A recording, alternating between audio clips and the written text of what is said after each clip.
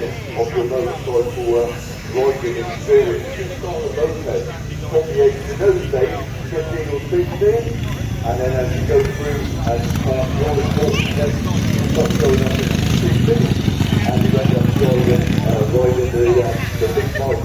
And of course, this is where these lads have all started. They've all got stories to tell when it comes to motorcycles and what they learn.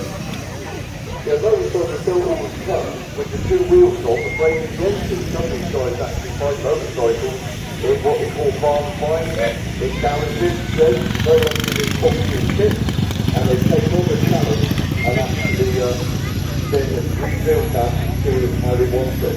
But they've all got passion for it. And Lucas Robertson's been there since 1967, and it's all such a starting point for many young motorcycle riders.